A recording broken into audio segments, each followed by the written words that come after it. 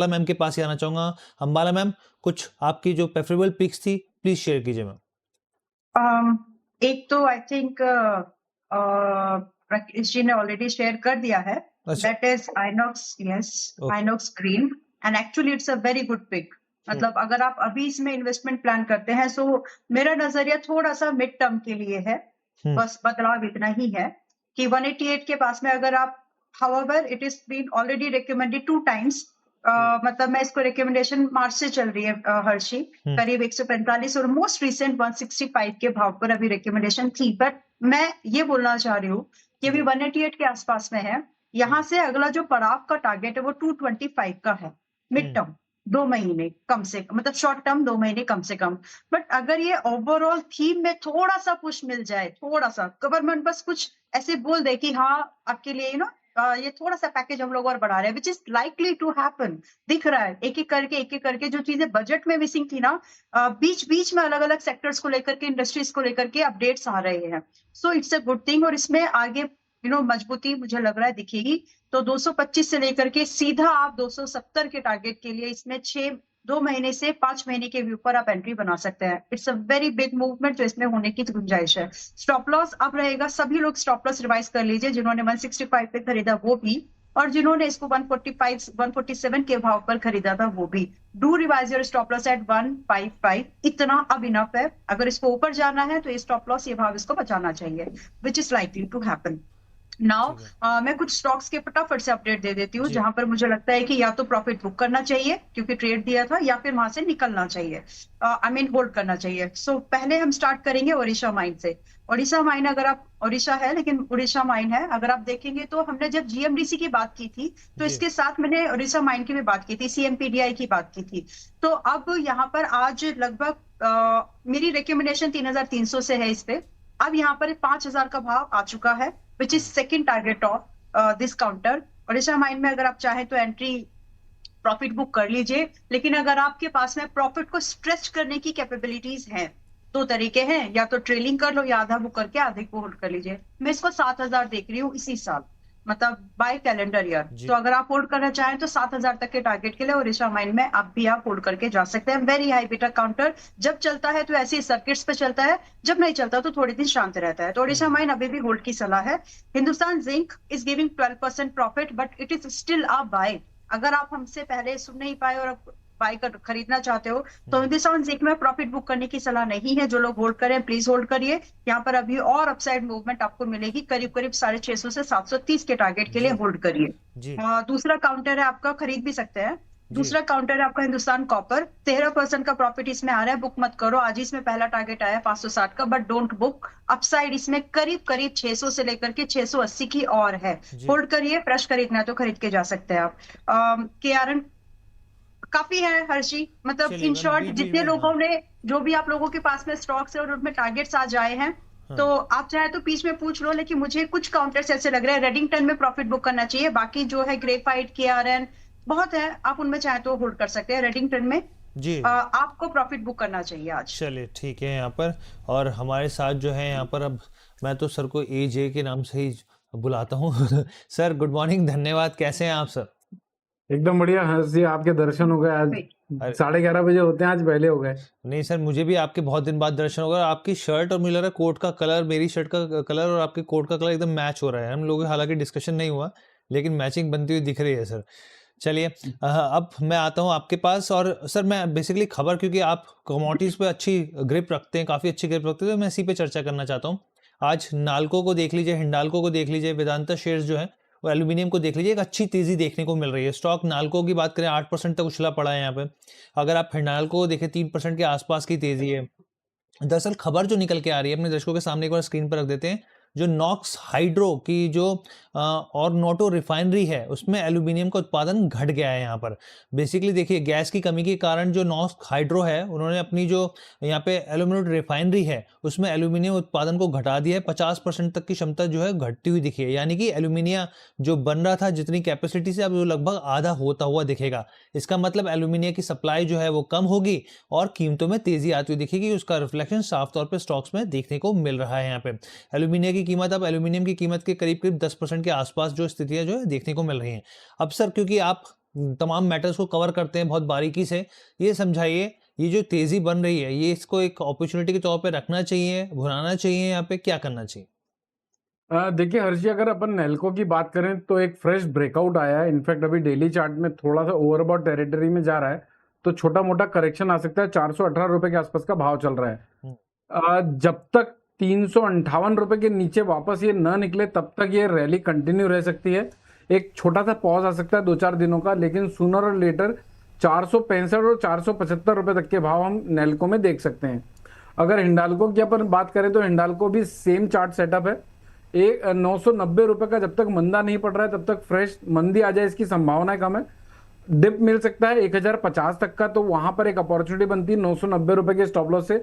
2-4 दिन का पॉज लेकर ये रैली को कंटिन्यू रख सकता है और 1144 से 1200 रुपए तक के भाव टेस्ट हो सकते हैं। हर जी ठीक है, तो सर की तरफ से राय निकल के आ गई। और हम लोग क्यों कहते हैं द बोनस के साथ जुड़ा कीजिए। देखिए दूसरी चीज़ यहाँ पर हम लोगों ने सुबह ही वोडाफोन आइडिया को लेकर आपको जो कंपनी की तरफ से जो बातचीत निकल के आई थी, मैनेजमेंट से जो निकल के आई थी, वो चीज़ हम लोगों ने आपके साथ शेयर की थी। और असर देख लीजिए, स्टॉक जो है कितना ऊपर है, 5 से 6% यहाँ पर ज़बरदस्त तेज़ी यहाँ पर देखने को मिल रही है। हमने गोदरेज कंज्यूमर बताया आपको, गिरावट है और वो इस तरह की स्थिति देखने को मिली है यहाँ पर। अब वोडाफोन आइडिया को लेकर देखिए खबरें जो है बहुत सारी हैं यहाँ पर। अलग अलग कैटेगरीज के जरिए जो है लेंडर्स के साथ फंडिंग को लेकर एक बार फिर से बातचीत चल रही है यहाँ पर। और ये जो बातचीत है काफ़ी प्रोग्रेस चल रही है यहाँ पर, प्रोग्रेसिव चल रही है यहाँ पर। करीब 6400 करोड़ जुटाए हैं कंपनी की तरफ से और 9000 करोड़ के जो है करीब नेटवर्क के जो है वो ऑर्डर्स भी मिलते हुए दिखे हैं। और करीब करीब आप ये समझिए कि 3 साल में 45,000 करोड़ का कैपेक्स करने की कंपनी जो है वो फिलहाल के लिए योजना बना रही है यहाँ पे। और ये पूरा है 3 स्रोतों के जरिए, 3 सोर्सेज के जरिए होता हुआ दिखेगा, जिसमें PSU बैंक्स हो गए, कंसोर्शियम प्राइवेट जो बैंक्स हैं और फॉरेन बैंक्स के जरिए जो है एक्सटर्नल कमर्शियल बोरोइंग के जरिए जो है ये चीज़ें होती हुई दिखेंगी। CEO की तरफ से जो है वो मामला निकल कर आ रहा है। राजेश सर, जिस तरह की ये तेज़ी है इसमें क्या आपको लग रहा है और अभी तेजी बाकी है यहाँ पर, अभी और बढ़त आती हुई दिखेगी?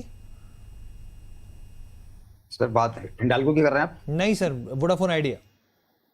सर आइडिया के सर सुबह ही लेवल दिए सर 12.50 रुपए और 11.50 रुपए। ये बहुत सपोर्ट का जोन है, यहाँ आता है तो बिल्कुल आप ले सकते हैं 10 रुपए के स्टॉप लॉस के साथ। बहुत बड़ी तेजी आप एक्सपेक्ट मत कीजिए। हायर लेवल पे 14-15 के भाव अगर मिल जाए तो एक बार प्रॉफिट बुक कीजिए। इक्विटी बेस बहुत बड़ा है, डेट बहुत बड़ा है, गवर्नमेंट कितना भी सपोर्ट कर रही है, लेकिन वो चीजें देखने को नहीं मिल रही हैं कि जो हम कह सकते हैं कि आतिशबाजी हो जाएगी। तो हायर लेवल मिलते हैं, प्रॉफिट बुक कीजिए। ठीक है।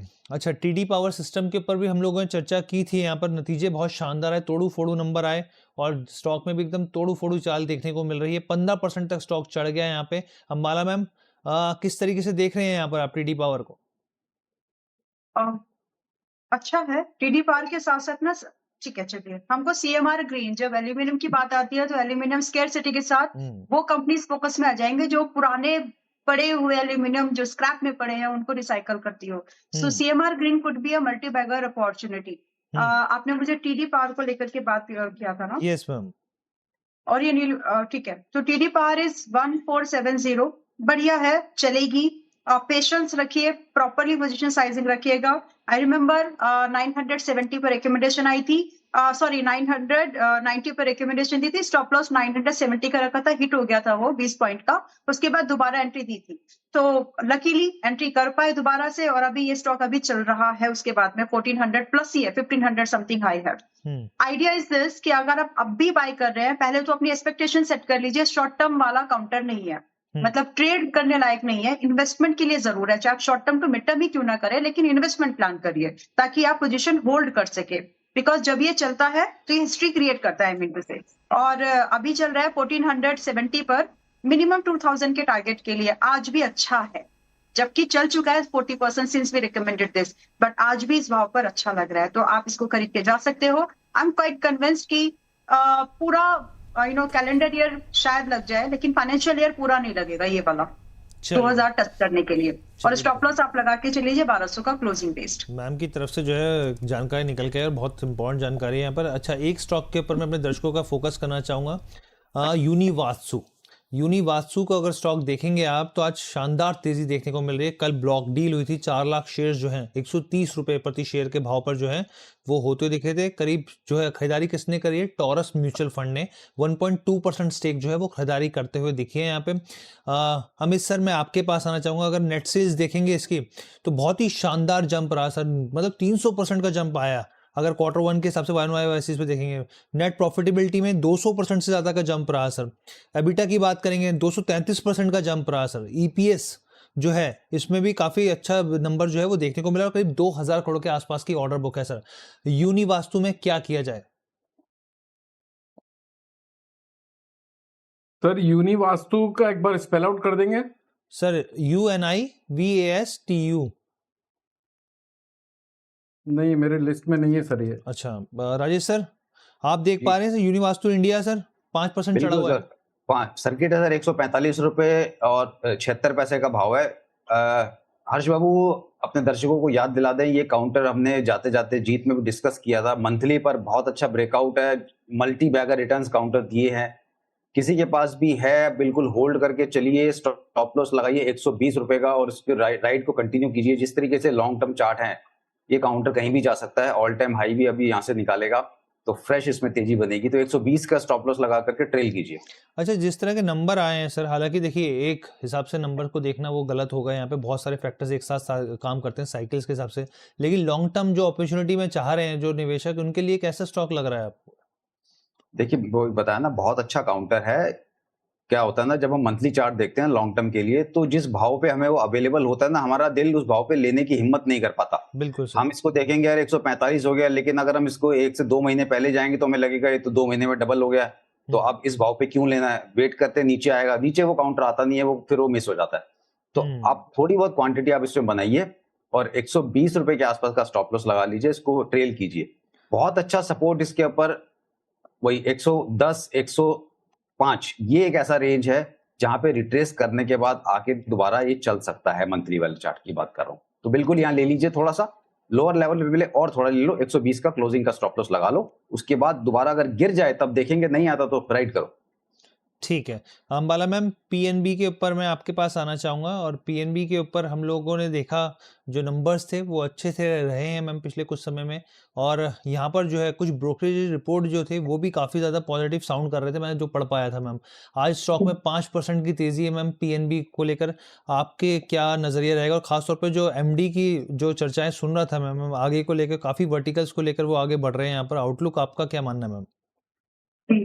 तो जब मैं बोल रही थी ना कि और भी स्टॉक्स है जिनमें टारगेट्स हुए हैं, तो उसमें से एक और भी में ये भी है और भी है। अगर नाम आया तो मैं तब बता दूंगी, क्योंकि ये पीएनबी 100 रुपए पर, 105 रुपए पर, 97, इन सब भाव पर हिम्मत करके बाय कराया था हर्षी, और 115 रुपए का टारगेट था जो आज आया है। तो आप बिल्कुल इसमें अपनी पोजीशन है तो होल्ड करो, नहीं है तो बना सकते हैं। मतलब this is something private banks के अलावा, ठीक है, लेट्स बात ही करते हैं सीधा कि अभी आज ही आपको 15% का गेन दे रहा है, बट मैं आपको सलाह नहीं दूंगी कि आपको ये बुक करके पोजीशन खाली करनी चाहिए। इनफैक्ट यहाँ से अभी भी अपसाइड है।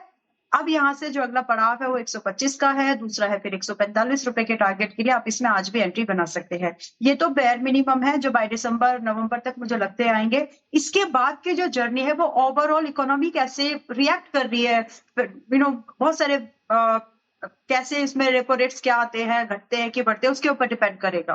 But current situation, considering the current situation, इतना तो जा रहा है, तो आपको उसको ट्रेस करना है तो बिल्कुल करिए। आपका रिस्क बहुत डिफाइंड हो गया है यहाँ से। अब अगर आप इसको बाय करें 118 पर, तो आपका स्टॉप लॉस यहाँ पर 109 पर रहेगा, यानी 9 रुपए खोने को है। 125 रुपए पहला टारगेट है, फिर उसके बाद में 145 रुपए दूसरा। अब भी बाय है। जिनको लगता है कि मिस हो गया है क्या, मुझे नहीं लगता बहुत ज्यादा देर हुई आपको। दूसरा इसी के साथ में जो भी बहुत खास नहीं चला वो स्टेट बैंक ऑफ इंडिया, हालांकि टारगेट के ऊपर है, 1080 बोला था टारगेट, 1120 भी गया, बट अब थोड़ा सा जो पुल बैक आया है, थोड़ा सा जो प्राइस अभी हल्का हुआ है, 1077 के पास में है। यहाँ पर स्टेट बैंक ऑफ इंडिया भी आप खरीदारी करके जा सकते हो। यहाँ आपका जो अब टारगेट बनेगा वो 1160 का होगा पहला, दूसरा फिर रिवाइज करेंगे 1250 तो है, उसके बाद देखेंगे कहां तक। बाकी फिलहाल ये दो टारगेट आप स्टेट बैंक ऑफ इंडिया में भी चेस कर सकते हैं। स्टॉप लॉस आपका जाएगा जो कि अनलाइकली है, 1000 का स्टॉप लॉस, मेंटेन किया तो इनफ है।